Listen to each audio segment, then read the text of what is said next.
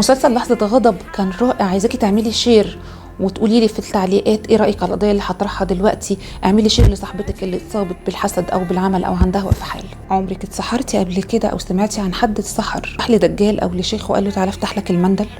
مسلسل لحظة غضب لفت نظري جدا في مشهد رائع. هو المسلسل كله بالنسبة لي مادة خصبة للشخصيات المضطربة وغير متزنة نفسيا. هنحللهم واحدة واحدة مع بعض، لكن اللي ما قدرتش اسكت عليه مشهد فتح المندل. البطل اتقتل، مش لاقيين جثته، مراته اللي قتلته مش عارفين يوصلوا لدليل، جابوا طفل صغير وقعدوا يفتحوا المندل.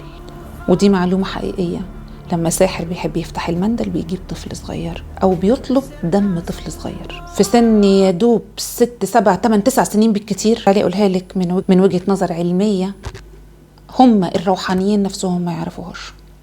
ربنا سبحانه وتعالى قد أحاط بكل شيء علما.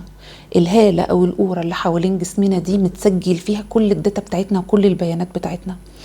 الطفل بيكون أكثر شفافية من أي إنسان تاني، فما بتدخلش في أفكاره أو في الوحي، أو لما بيجيله قرين يخليه يقرأ الهالة بتاعت الشخص اللي أمامه ما بيدخلش فيها أي أهواء نفسية ليه، بيكون بيور جدا، فبيقدر يقرأ الهالة بتاعت الشخص اللي قدامه من غير ما تدخل فيها أهواء شخصية. لكن الطفل بيقرأ هالة الشخص اللي أمامه. يعني الطفل لو قاعد قدام محسن ومحسن بيفتح مندل، محسن بيفكر إن القاتل أو السارق اسمه مصطفى، الطفل هيقول مصطفى. نقطة تانية كمان مهمة جدا في علم النفس، إن الطفل بياخد باله وعنده موضوع الإدراك أنقى، فبيدخل داتا أكبر. فجربي تدخلي مع ابنك غرفة مثلا وشوفي، انت هياخد باله من حاجات وهيبدأ يلعب في حاجات انت عمرك ما خدتي بالك منها وما التفتيش ليه غير لما هو قال لك يا ماما ده في لعبة تحت الدولاب. انا ما خدتش بالي منها يا حبيبي، لان هو مخه صافي ونفسيته نقية، ما عندوش المدخلات وما عندوش كم الحاجات اللي في دماغنا، فبيقدر يستقبل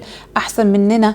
الطفل في المسلسل انتبه ليهم بوعي او بدون وعي منه طول الطريق. اكيد جابوا سيرة يمنى مرة واثنين وثلاثة، عشان كده الولد لما فتحوا المندل قال لهم يمنى. وده كان تحليل محمد شاهين، وانا جدا معاه في الموضوع ده. كنت هصور الحلقة قبل ما اسمع الكلمتين بتوعه دول. فعلا الاطفال اذكى مننا بكتير وبينتبهوا لكلام او بدون وعي منهم بيكون حقيقي. اللي عايزة اقوله لك، لو انت تعرضتي لسحر او عمل او حسد وقف حالك، لا يفلح الساحر حيث أتى وما هم بضارين به من أحد إلا بإذن الله. خليها تسحر، اسحري كمان وكمان، بتنفذي إرادة ربنا، والمصاب هيدخل الجنة وهيؤجر على صبره على بلائك اللي انت تسببتي فيه، وانت بإذن الله ستردين إلى الله يديك صفرا خائبتين.